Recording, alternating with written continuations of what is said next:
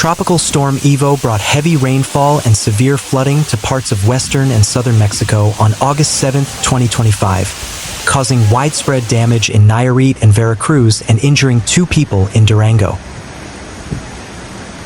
Tropical Storm Ivo brought heavy rains and severe flooding across western and southern Mexico on August 7th. The floods caused widespread damage in multiple states, with Nayarit and Veracruz the worst affected. Rainfall rates of up to 100 millimeters, 3.94 inches, per hour were recorded in parts of Tepic, capital of Nayarit, between 1530 and 1620 LT on August 7th. Around 43 millimeters, 1.69 inches, was recorded in Los Sauces, east of Tepic, during this period, while 40 millimeters, 1.57 inches, was recorded in downtown Tepic and 28 millimeters, 1.10 inches, near Universidad Autónoma de Nayarit, UAD. Residential areas including Ciudad del Valle, Gobernadores, Oriental, Comerciantes, Hermosa Provincia, Morelos, Caja de Agua, Jacarandas, and Villas de Cantera reported water entering homes. In Jacarandas and Villas de Cantera, an overflowing canal worsened flooding impacts. In Milpillas, Pueblo Nuevo municipality, Durango, heavy rain caused a tree to collapse, injuring 2 people, a 33-year-old woman and a 9-year-old girl. Both were hospitalized in Durango City and remain in stable condition.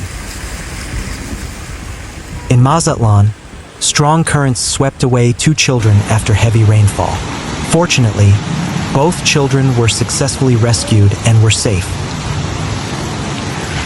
In southern Veracruz, tropical wave number 20 combined with moisture from Ivo to cause the Coatzacoalcos River to overflow, inundating multiple rural communities.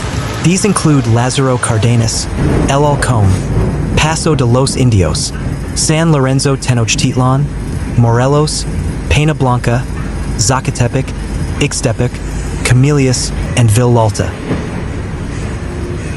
A sinkhole opened on the Copal Bridge, which connected these communities, isolating them and hampering rescue operations.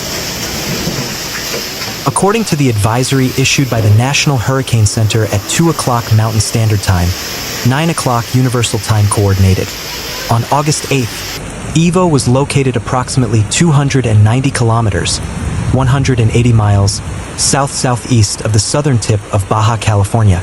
Maximum sustained winds reached 95 kilometers per hour, 59 miles per hour.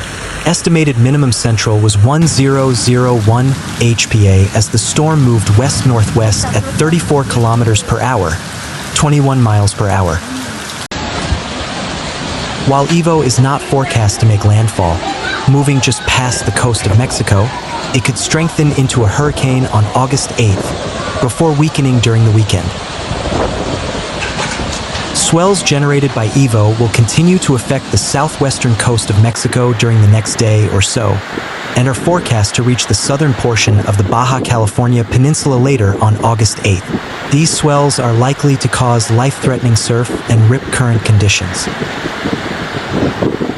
Although Tropical Storm Ivo is steadily pulling away from Mexico's Pacific coastline after dumping heavy rainfall and generating rough surf south of the Baja California Peninsula, but some threats will remain as the system only slowly heads west to northwest. Overall, Ivo is considered to be a small cyclone, with tropical storm force winds only extending outward some 40 miles, but it is expected to strengthen through the end of the week. Forecasters say conditions may allow Ivo to briefly reach minimal hurricane status, but a stout ridge of high pressure over northern Mexico and the southwestern United States will keep the system on a westward track, steering it away from land. Still, hazards from the storm are not entirely over, as elevated ocean swells and strong rip currents will likely linger. The combination of Ivo and waves produced by Tropical Storm Henriette, which is closer to Hawaii, will lead to enhanced currents along the Mexican coastline. Rip currents form when waves break near the shoreline, pile up water, and form a narrow stream that flows quickly away from shore, catching swimmers off guard. These hidden dangers are annually the #1 weather-related killer in some coastal communities, including Florida.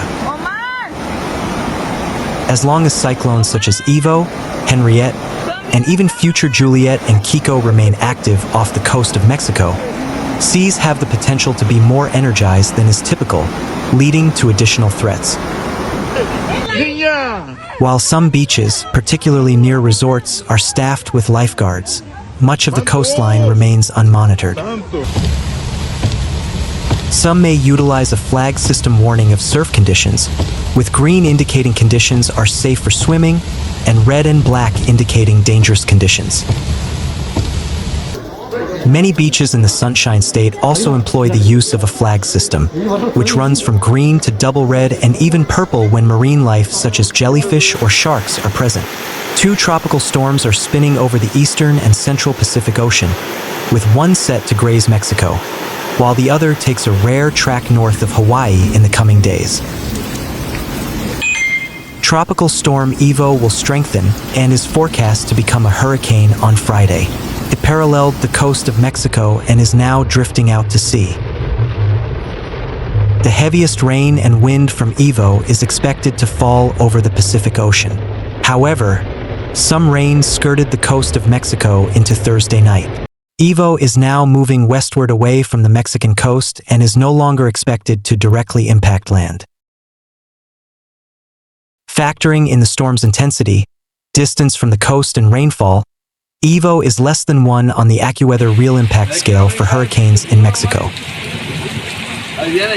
Tropical Storm Henriette is a little over 1,000 miles east of Honolulu and will stay far enough away from Hawaii to avoid direct impacts, but there will be some indirect effects.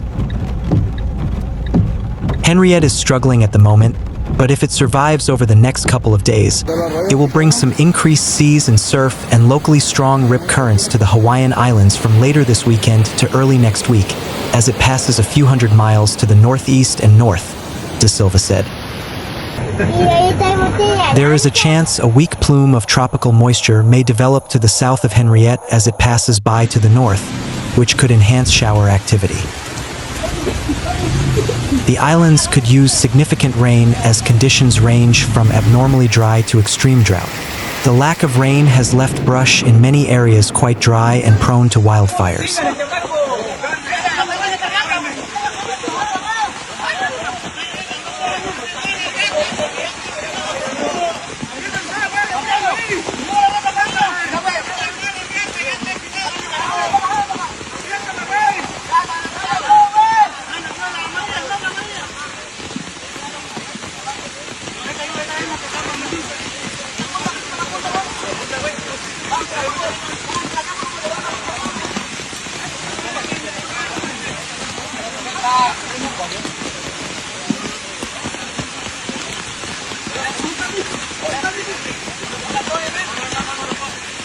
El rabo está un poquito más cabrón, está pesadito mi sobrino, ¿no? Sí.